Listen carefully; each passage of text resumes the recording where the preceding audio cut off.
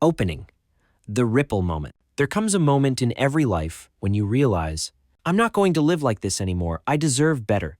That moment is more than a thought, it's a belief. And every belief sends out a ripple.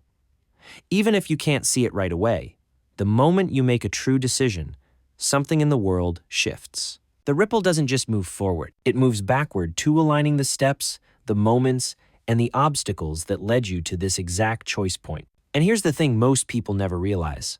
One decision can change everything. Not because the decision itself is magical, but because the belief behind it rewrites how you see the world, how you act, and how the world responds to you. The timeless nature of truth. Before we go any deeper, I want to tell you something that changed the way I look at life. The truths that save us aren't always new. They're old.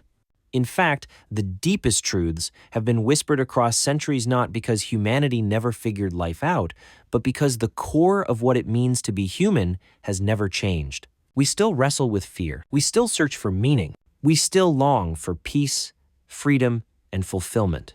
That's why certain words, certain ideas have stood the test of time. They survive because they speak to something universal, something eternal inside all of us. So throughout this talk, you won't just hear my story, you'll hear the voices of people who lived and died long before us.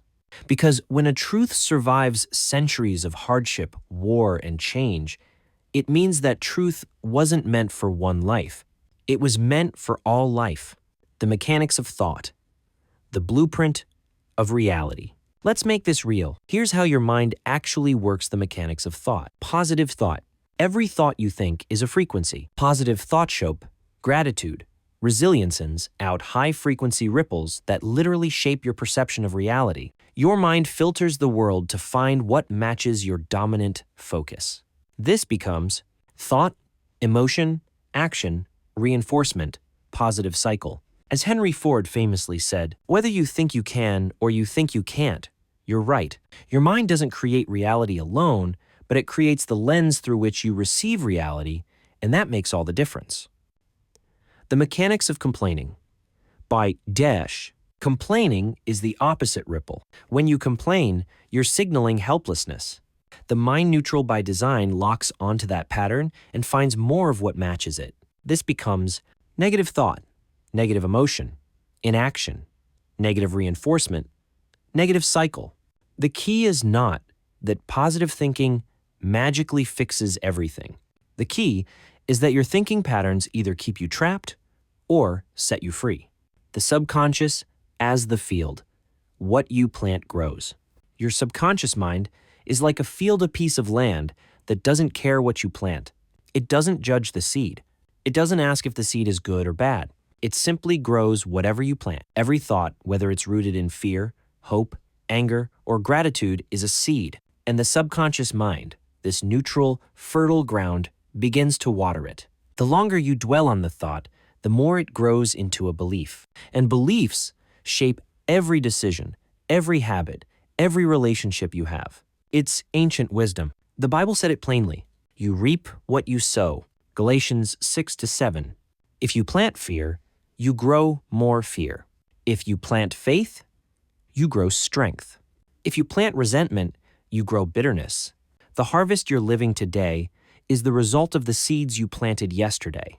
And the seeds you plant today, they shape the life you'll wake up to tomorrow. My story. The camera in the lake. Amor Fati. One day, I was out doing what I love, taking photographs. And I dropped my camera right into the water. Gone. In that moment, everything in me wanted to spiral. I'm so stupid. Why did I even try this? I just lost something that mattered to me. That could have been the start of a very different story. The seed of failure, the seed of shame, the seed of giving up. But I stopped myself. I realized something important. Complaining wasn't going to bring the camera back. It wasn't going to fix the moment. It wasn't going to change what had already happened. I had to reframe the story. I had to forgive myself. I had to decide to keep going even with the loss. The Stoics had a name for this kind of thinking. It's called amor fati. It means love your fate, not just accept what happened, but learn to love it for what it teaches you, for what it builds in you, even for what it takes from you. Because everything that happens, especially the things we wish didn't happen, can become part of our growth if we let it. As Epictetus taught, do not waste time on what you cannot control. And the thing I learned that day is this: I didn't lose the camera. I gained something better. I gained the decision to continue the journey anyway.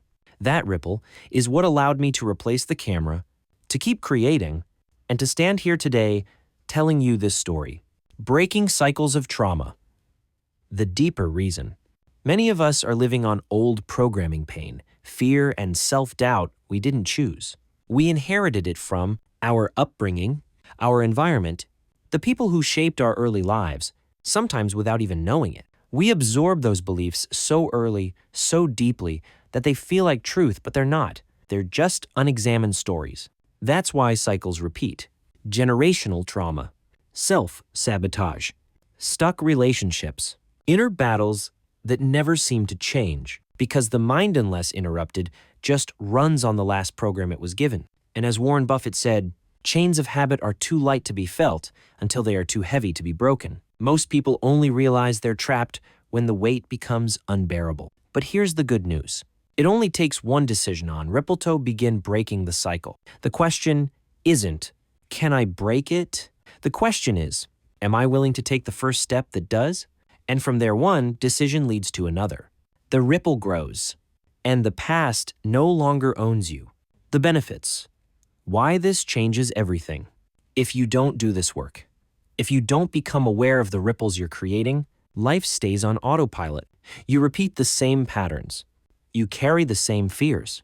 And you relive the same disappointments. And without even realizing it, you pass those same patterns on to your children, to your relationships, to your future self. That's the cost of inaction. That's the cost of not choosing.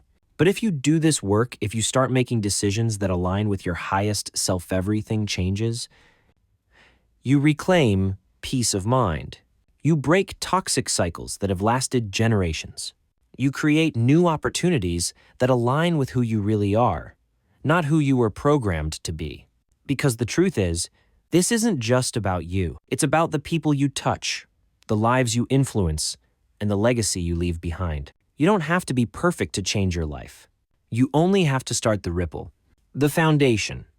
Where to start when you don't know where to start. I know this can feel overwhelming. Where do you start when it feels like everything needs to change? The answer is, you start small, you start simple, and you start with timeless truths that have guided people for thousands of years. Here are 3 anchors that anyone can begin with, no matter where you are right now. I'm in. 1. True, control what you can. The Stoic philosopher Marcus Aurelius said, "You have power over your mind, not outside events." Realize this, and you will find strength. Most of life is outside your control, but your response to life is always yours. Peace doesn't come from controlling everything. It comes from controlling how you meet the moment. 2. Live by the golden rule. Do unto others as you would have them do unto you. It sounds simple because it is.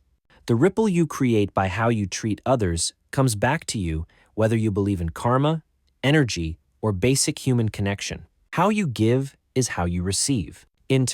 3. Tell yourself the truth. Amor fati in practice. Most people lie to themselves without knowing it. We say we're grateful, but we don't feel it. We say we're fine, but we're numbing out. The key is to practice honest gratitude, not for what you think you should be grateful for, but for what's real. The Stoics called this amor fatido, love your fate. To not just accept what happens, but to love all of it, the easy, the hard, the setbacks, and the breakthroughs. If you can find even one true thing to be grateful for each day, you build the muscle of truthfulness with yourself. And that's where all lasting change begins. The belief, consistency, confidence loop. Here's something most people never realize. Belief starts the ripple. When you say to yourself, I deserve better, I can change this, that's the spark. But the belief alone is not enough. Consistency is what keeps the ripple going. It's the small daily actions, the ones nobody claps for that build real change. Not overnight, but steadily. Every time you follow through, you plant a new seed. You teach your subconscious, I can trust myself now. Confidence is the result. It doesn't come from waiting until you feel ready. It comes from doing the thing over and over until your belief becomes unshakable. As John Maxwell said, small disciplines repeated with consistency every day lead to great achievements gained slowly over time. The mistake most people make is waiting to feel confident before taking action. But that's backwards. The action, the ripple creates the confidence. The power of authenticity. The Denzel Washington principle. The most successful people, the ones we admire, the ones who seem magnetic aren't successful because they're trying to be someone else. They succeed because they are deeply authentic to who they are. Look at Denzel Washington. He's played dozens of different characters, but no matter who he's playing, he's always Denzel. That essence of him never changes. And that's part of what makes him so powerful on screen. The same is true for you. The world is already full of people trying to fit in, to perform, to shapeshift into what they think others want them to be. But the people who rise, the people who resonate, are the ones who show up as their truest selves every time. As Ralph Waldo Emerson said, to be yourself in a world that is constantly trying to make you something else is the greatest accomplishment. Authenticity isn't something you perform, it's something you allow. And the more you step into who you really are, the more you'll find the people, the opportunities, and the life that matches your authentic frequency. Guarding your mind, people, projections, and staying the main character. It's not just your own thoughts you have to manage.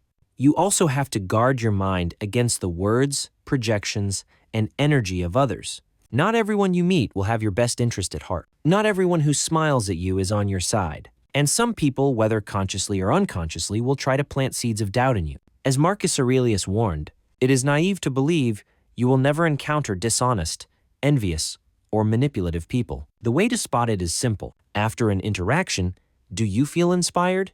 Or do you feel confused, small, or unsure of yourself?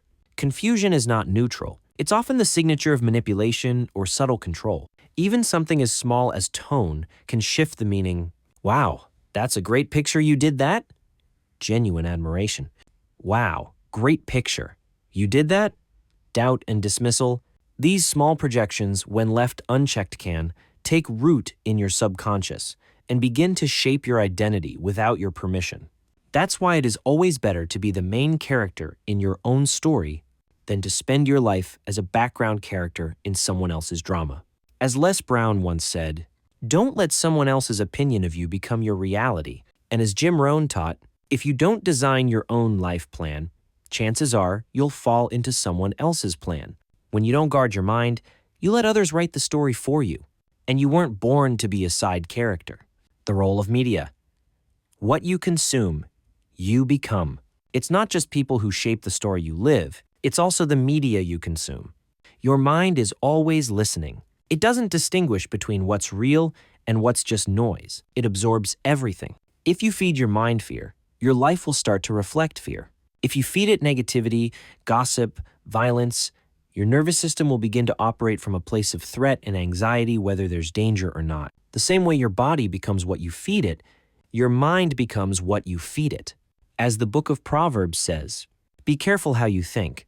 Your life is shaped by your thoughts. Proverbs 4:23. If you spend every night watching unsolved mysteries or true crime, your subconscious begins to perceive the world as dangerous and your anxiety rises. If you purchase a gun and spend hours thinking about how you might need to use it, your mind creates scenarios to match the tool. The danger isn't just the weapon, it's the mental rehearsals you engage in that shape your sense of reality. This is why your mental diet matters. Your thoughts plant seeds. Your media choices water them. If you want to change your world, you have to change what you feed your mind. Real-world applications. This is for everyone. This work isn't just philosophy. It's not just nice words for a moment of inspiration. This is practical. This is real. This is for everyone. It applies to your relationships, where you may be trapped in cycles of hurt, miscommunication, or fear of abandonment. It applies to your career, where you may be shrinking your potential, doubting your value, or staying small because of an old story. It applies to your health, where you may have internalized limitations telling yourself, this is just the way it is. instead of seeing what's possible. It applies to generational trauma, where cycles of scarcity, violence, silence, or low self-worth have been passed down unconsciously. You have the chance to be the one who says, "It stops here." The beauty of this work is that it doesn't matter where you start. The ripple applies everywhere. One better thought, one better action, one small decision to speak up, to forgive, to show up, to believe can change everything. Closing, the call to action, emotional ending. I want to leave you with this. Right now, somewhere deep inside you, there's a version of you who's already free. Free from the loops, free from the fear, free from the smallness you were never meant to live in. That version of you isn't waiting on permission from the world. That version is waiting on one thing, a decision. The decision to stop living in the shadows of the past. The decision to stop letting fear write the story. The decision to step forward, even if you're afraid, even if you don't feel ready, and to start the ripple anyway. As Marcus Aurelius said, the impediment to action advances action. What stands in the way becomes the way. The obstacle is not the end, it's the beginning. And when you change the story inside, you change the reality outside. Not all at once, but one ripple at a time. If you take nothing else from me today, take this. You have the right now to become the author of your life. And every time you choose the better thought, the better action, the better story, you're not just saving yourself. You're saving everyone who will ever come after you. As Marcus Aurelius also said, the soul becomes dyed with the color of its thoughts. Choose the color of freedom. Choose the ripple and start it today.